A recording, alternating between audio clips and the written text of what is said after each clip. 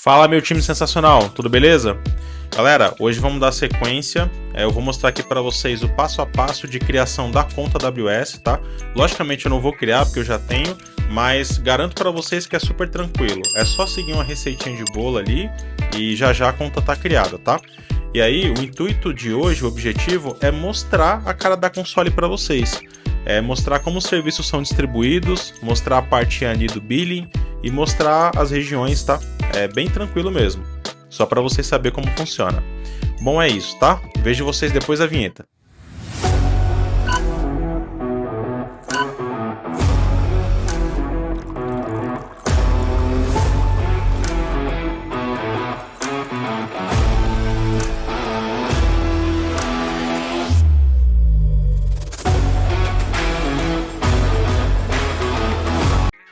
Bom, gente, vamos lá.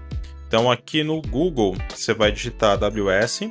Como eu comentei com vocês, tá? Eu não vou criar conta, eu só vou ali dar o caminho das pedras para vocês, mas eu também não vou nem simular por completo, porque na AWS, quando você simula a criação da conta, você coloca seu e-mail, ele vai mandar um código, você vai verificar e você vai definir uma senha. Mesmo que você não complete 100% a etapa, ele meio que considera que a conta já foi pré-criada, tá? Então eu não vou fazer essa parte, por conta que eu já tenho essa conta, beleza? Então aqui no Google AWS, você vai aqui nesse botão preto, criar conta, e basicamente aqui você vai definir um e-mail.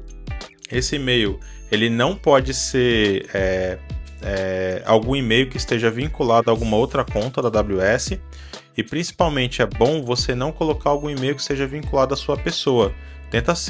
Tenta colocar um e-mail que seja mais genérico, vinculado ao seu negócio, vinculado à aplicação que você quer subir, para que essa conta fique dedicada para isso, tá? É uma boa prática. Aqui embaixo você basicamente vai colocar o nome da conta, tá? Então e-mail, nome da conta. Quando você dá um Verify Email Address, ele vai te mandar um código, você vai colocar esse código aqui e depois ele vai te dar umas 5 etapas de cadastro. Basicamente você vai cadastrar o seu endereço, você vai cadastrar suas informações ali de cartão de crédito e depois você vai definir uma senha root ali para essa conta. Definiu a senha, você já está livre para logar na console, beleza? Bom, gente, vamos lá. Depois de ter criado a conta, para a gente logar, você pode voltar aqui, né, no Google AWS, clica no primeiro link e aí vocês vão clicar aqui, ó, fazer login no console. Ele vai abrir essa tela porque geralmente a gente utiliza um usuário IAM para a gente logar, que é um usuário que a gente cria lá dentro da própria console da AWS, tá? Mas como a gente ainda não tem esse usuário, porque a gente teoricamente acabou de criar a conta, você precisa fazer login com seu usuário, com seu e-mail root, e depois que você fizer o login com seu e-mail root, primeira dica de segurança, crie um usuário para você do IAM, esse usuário com somente as permissões que você precisa, e ativa o MFA tanto para o seu usuário root quanto para o seu usuário IAM, tá? O usuário root não é para ser utilizado sempre que você for fazer alguma coisa dentro da AWS. Ele é um usuário root, né? Você tem ele ali como uma reserva de emergência, tá? Então vamos fazer aqui, ó, você vai clicar em Sign in Use Root User Email. Daí eu vou colocar aqui o meu e-mail, né? Como eu comentei com vocês, tá, pessoal? Já tinha essa conta aqui criada. Então eu tenho esse e-mail aqui, a senha, e eu já tenho o MFA também cadastrado. Mas para vocês, provavelmente, ou ele vai logar direto, não vai passar por essa etapa, ou ele vai enviar um código para o seu e-mail para você colocar aqui, porque a AWS ela já tem esse MFA nativo dela, tá? E eu tenho o que eu cadastrei no Google Authenticator. Deixa eu só zerar aqui meu código.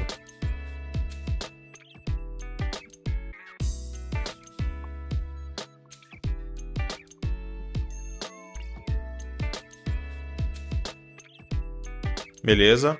E essa daqui é a console, tá? Tem aqui alguns widgets, né? Pra gente ir diretamente para alguns serviços que a gente já utilizou, mas basicamente é isso. Aqui eu tenho aqui, né, o menu lateral, tenho aqui esse menu, onde é que eu tenho todos os serviços da AWS separados por categoria, né? Então tenho o Application Integration, onde eu tenho o Amazon Webflow, o MQ, que é o serviço ali de RabbitMQ, só que da AWS, né?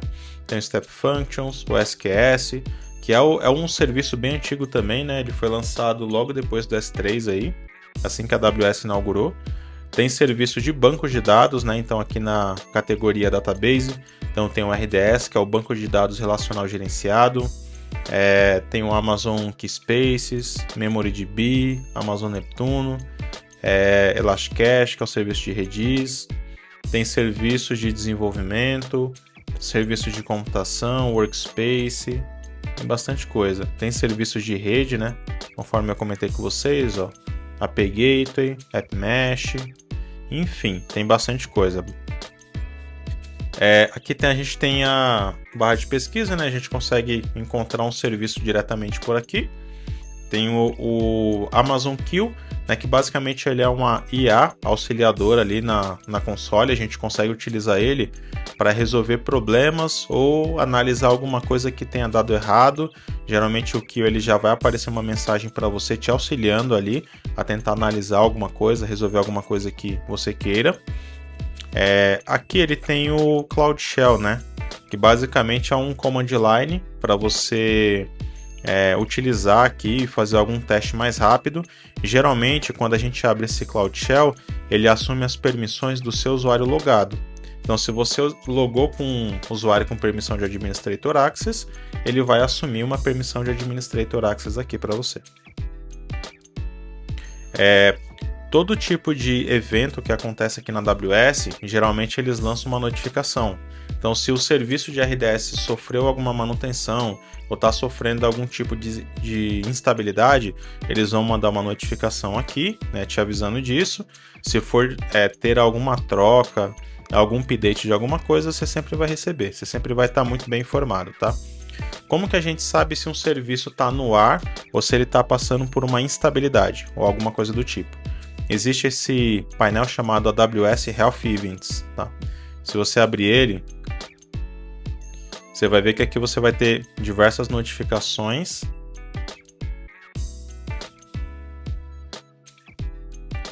Aqui você vai ter notificações de saúde, ó. E aqui embaixo você vai ter um dashboard. Se você clicar aqui, ó, você consegue rastrear o serviço, né, pelo dia e horário para saber se ele de fato está saudável ali. Service History.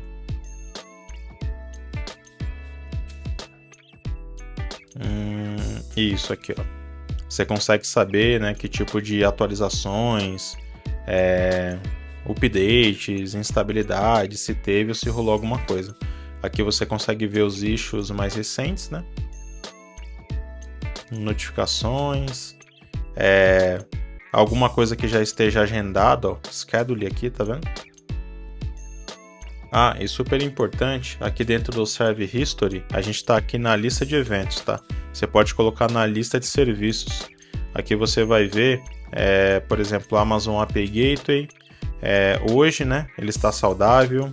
24 de julho ele também estava saudável. 23, 22, 21, 20. Ele mostra geralmente aqui os últimos 5 ou 6 dias. E aí, se você for para a próxima página, você vai acompanhando todos os outros serviços. Mas, logicamente, você também pode pesquisar o serviço por aqui. E ele vai te mostrar aqui se o serviço está realmente saudável, tá? Aqui ele está mostrando em todas as localidades, mas se você quiser selecionar uma localidade específica, né, por exemplo, São Paulo, ele vai falar que o EC2 está saudável em São Paulo em todos esses dias, tá? E aqui ele tem uma legenda, ó. O que foi impactado, se tem alguma coisa degradada, se está operando normalmente. Isso daqui é extremamente importante porque é raro acontecer, tá? De algum serviço estar inoperante ou não estar estável, mas às vezes a gente acha que algum problema de configuração que a gente fez na nossa máquina, algo que a gente deixou de configurar, mas nada mais é do que uma simples estabilidade naquele dia específico, tá? E naquele horário específico. Então é legal a gente sempre acompanhar aqui. Bom, e voltando, e aqui bem do lado, né, do símbolo de notificação, a gente tem aqui o símbolo de ajuda, né? Assim, como a AWS ela é uma provedora de nuvem, né? E você cria sua conta e você paga pelos serviços, também tem a parte de suporte, né? Que eu consigo até acessar por aqui. Existe um serviço de suporte, tá? Tem como você assinar planos, né? No meu caso, eu não tenho nenhum plano assinado, eu uso o plano Basic mesmo, né? O Free. Mas aqui, se você tiver alguma dúvida sobre como utilizar um serviço, algum tema que você gostaria de saber, você consegue abrir um case aqui com eles, né? Você consegue abrir um chamado aqui e eles, geralmente, eles demoram 1 a 2 dias aqui para responder, né? No plano Free, mas nos planos pagos, né? Geralmente eles acabam respondendo mais instantaneamente, tá? Então o chamado você consegue abrir tanto por chat, né? Para você ter ele mais assíncrono, né? Essa comunicação com eles mais assíncrona. Web, né? Para você ter uma comunicação mais assíncrona. E você tem também como abrir via web, via chat, tá? Para você ter uma comunicação na hora ali com eles. Você falar de acordo com a necessidade, beleza? Mas geralmente, pessoal, não recomendo assim para vocês assinarem nenhum plano. Vai no Free mesmo. Não tem essa necessidade por agora, beleza? Bom, aqui a gente tem as regiões. Então, se você clicar aqui, você consegue ver. Ó, agora a gente está na região de Ohio. Cada região da AWS ela é composta por um código, tá? Então, US East 1, né? Então, US de United States, né? East 1, que é Virgínia. US East 2, que é Ohio. Aí tem a Califórnia, Oregon. Aí aqui tem as regiões da Ásia, né? Tem o Canadá, né? Que é a região central. São Paulo está aqui embaixo, ó, na América do Sul. Então, conforme você clica aqui, você troca a sua console para essa região. Sempre que você for subir ou criar algum serviço, observa em que região você tá? Se é a região desejada, porque às vezes você não encontra o seu serviço, quando você vai ver, você está na região errada, tá? Às vezes você loga aqui na console e ele te redireciona para Ohio ou para São Paulo diretamente, por exemplo. Beleza? Aqui você consegue trocar, né, o idioma da sua console, inglês americano, inglês britânico, espanhol. E aqui você tem algumas características, né, alguns parâmetros, na verdade. Aqui a gente tem o ID da conta, tem aqui a organização, service cotas, né? Então, às vezes a AWS ela limita para você até mesmo por uma questão de segurança, né? Você não consegue subir, por exemplo, 5.000 máquinas EC2 logo após a sua conta ser criada. Eles colocam um limite para você por CPU, né, no caso, quando é EC2. E se você quiser mais desse serviço, você pede um aumento de cota. Porque imagina, se uma credencial sua vaza e alguém obtém essa credencial, pode subir uma pancada de serviço aqui, deixar rodando para benefício próprio e essa pessoa não teria um limite. Por isso que a AWS coloca isso, tá? É isso, pessoal. Essa daqui é a primeira cara. Vamos encerrando esse vídeo por aqui para não ficar muito longo. No próximo serviço, a gente já vai começar a explorar alguns serviços, tá?